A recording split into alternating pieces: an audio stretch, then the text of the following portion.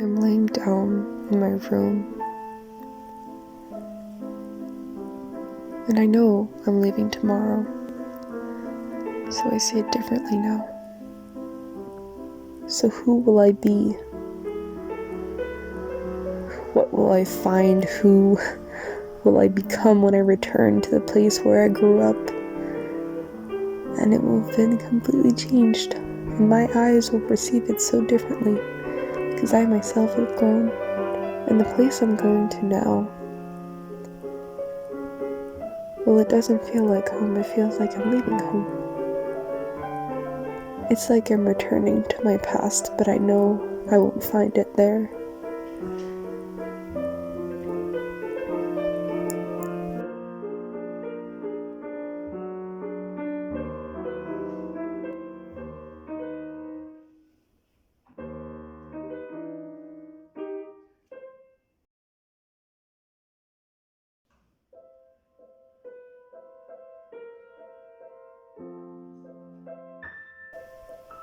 What if I go back and it destroys the beautiful illusion I have of it? Then who will I be?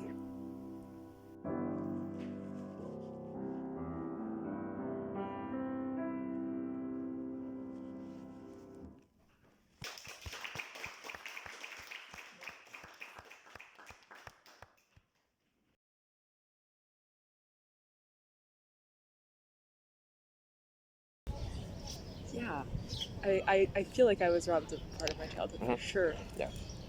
I was robbed of boredom. I never got bored when I was a kid. I was overstimulated all the time. I think that's where this comes from, this whole documentary. Because now I'm almost a stranger to myself.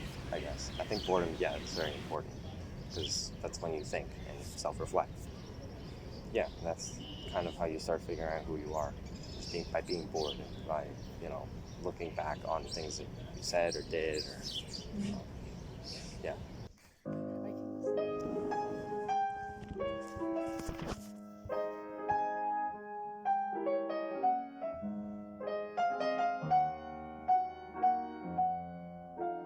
I was very like a mindless child. Everyone around me had like these like clear dreams, and I was in cloud all the time. It was like beautiful stupidity.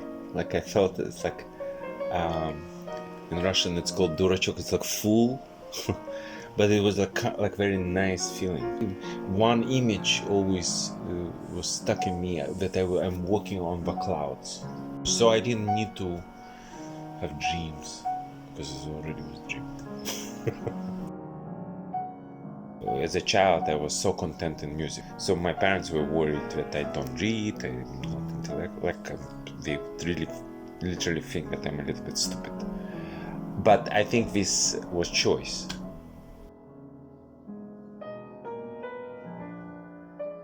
It's even now, ambition. It's foreign for me. Maybe like 20 years ago it was important, and I realized that I'm playing not my game. Because I'm trying to live my dream. So I just don't think, oh, this is my dream. I don't have dream. But yet I'm dreaming. So I want to normal, something like love, creativity, being alive. Live so that your death is good. For me, I think in order to do that, you need to relive certain things. Like you need to experience, basically. And what you need to experience, it's hard to know. Lately, I experience a lot of the difficulties, and I'm wondering like why. And at the same time, I think Japanese crisis hieroglyph. It has two parts. One is pain, and then now it's possibilities.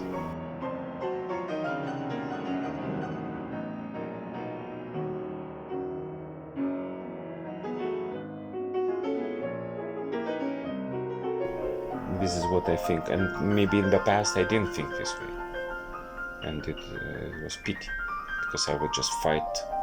I would fight. And now my understanding, I don't want to fight.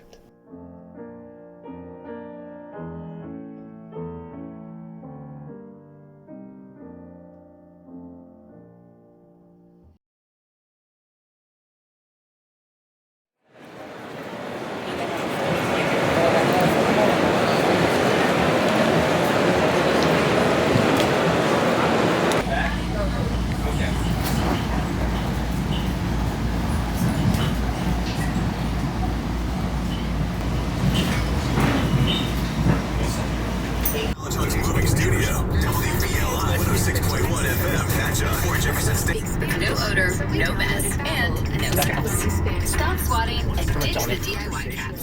With SIBO, getting rid of bugs is as easy.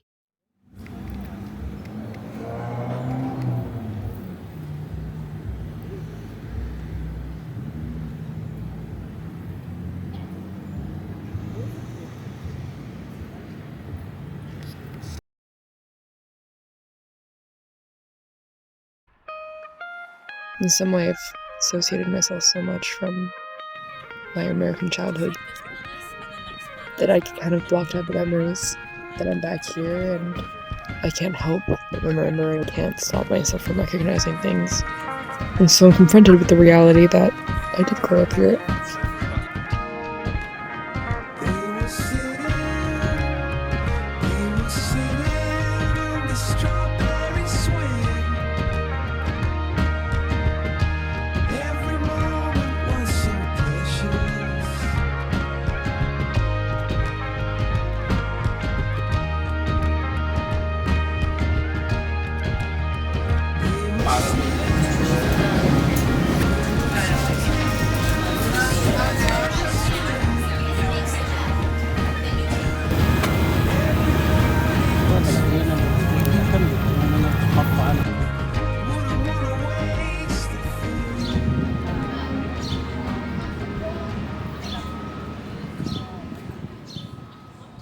When I was really young, I went through a couple of different phases, but one big one was I want to become a chef. And then I transitioned into sports, so then I wanted to become an NBA player. During COVID, my mom was always on the phone because her company was trying to go public. So I would always listen in on her calls, and that got me interested in business. I want to be independent, not have to work for anybody, but have a solid foundation of wealth. I really don't see failure as a thing because when you fail, you can really just try again. And in that way, it's not really a failure. It's just a, first attempt or a second attempt. Thank you so much. Thank you.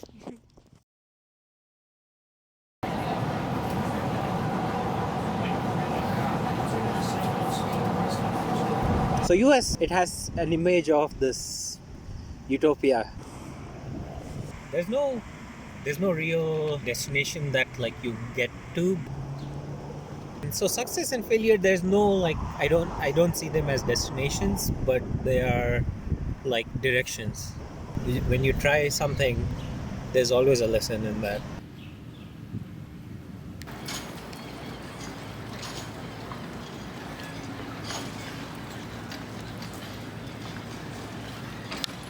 It's like such a small like goal or ambition, but I always really wanted to be a teacher.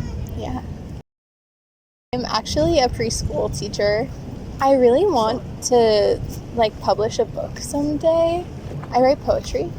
I've been writing since I was pretty little actually. I've always kind of had trouble keeping up with it. So recently I've started writing again. I always loved books when I was little. I would get so bored of reading the same books that I would flip the pages on them and then tell a different story aloud to myself. I don't want the added pressure of making sure that it sounds good or people think it's worth reading. I think it's worth reading because I wrote it. I feel like there's so much pressure to be successful in the sense that we're constantly taught, which is having a good job, making a lot of money, doing something notable like being a doctor or an engineer, and those things are very notable. Don't get me wrong, we need doctors and engineers, but I think I've realized recently that it shouldn't come at the expense of your happiness.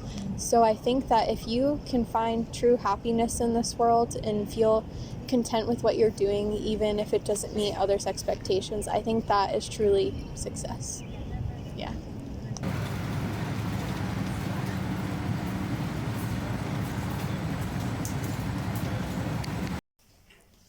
Do you remember having a childhood dream? When I was a child, I had this idea of owning a candy store. My grandfather had an ice cream store, but I remember going into that store when he was there. So like, that's probably one of my oldest memories, and probably because I assigned so much importance to it, where it created that dream of the candy store. Another time I wanted a farm that I found out how much work that is. Zach, you're messing up the audio, bro. I always loved animals. As I got older, it's not like I gave up on my candy store dream, it's just that I defined it a little bit more loosely as my own business.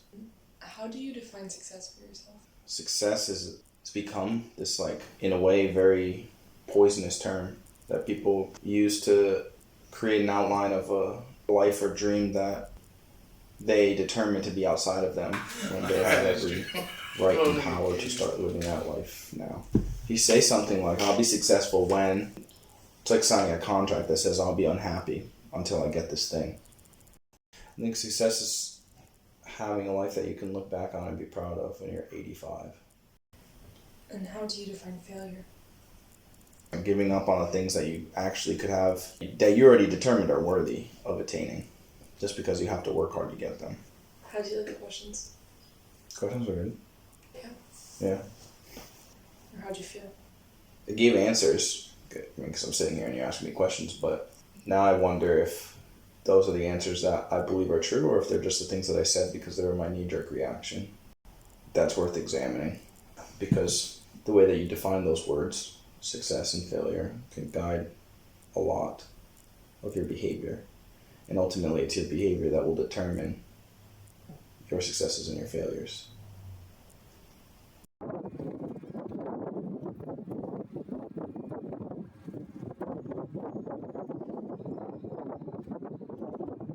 Teachers and so on would ask me to, where are you going to see yourself in 5 years or 10 years or in college or whatever, and I never really had a good idea. So I think I always wanted to be a mom. Yeah? Yeah. I am a mom of one. She was an accident after about 6 years in a not great relationship when I was younger, but me and my ex are friends now, even, I would say, and we co-parent, and she is just like the light of our life. I'm happy right now, I don't remember ever being too happy. So I have done almost anything that I could possibly want to do except for travel, and I just want to experience things. I wanted to be the first female president of the United States, and I wanted to have 4 children. I was born in 1975, so Geraldine Ferraro was the first female vice president in 1984. And I think I connected with politics because my father and I could talk about the newspaper and stories together. The idea of being first was really appealing to me. Where are you in that dream? Nowhere near. I am 48 years old, single, never married, no children. In 2019, I was making $180,000 living in New York City, and I was the vice president at Girl Scouts of the USA. I dream of, actually, I still want to get married. There will be children in my life. I end up having to redefine success into very simple terms, and that's, do I have a place to live? Do I have people who love me? Am I appreciated and seen? And the answer to all those questions is emphatically yes right now.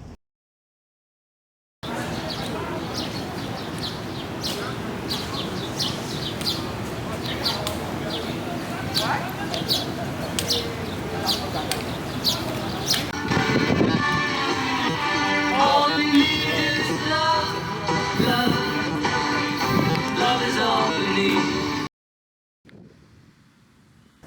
Ever since I was a kid, I wanted to work with kids. I think I liked being a kid. And I feel like I always looked up to my teachers and I wanted to be them. So I feel like what I want now is like slightly different, but I think it all stems from like the same idea. I think I just want to get like established, like find my niche in the physical therapy world because it's so big. Like I've just been in school since I was 4. Like I've never not been in school until now. Currently, success is like knowing what's next. Generally, it's just if I feel happy with the people that I surround myself with and with like what I'm doing and like my free time. Like I feel like failure is like just being passive and not really caring. That was kind of wild. What made you pick those questions? You're one of the rare people that actually knew me as a child. We were both in the expat community where we were all working for our future from a really young age. Surrounded by people who were like, excellent is all there is. Yeah. Push yourself to the fucking limit.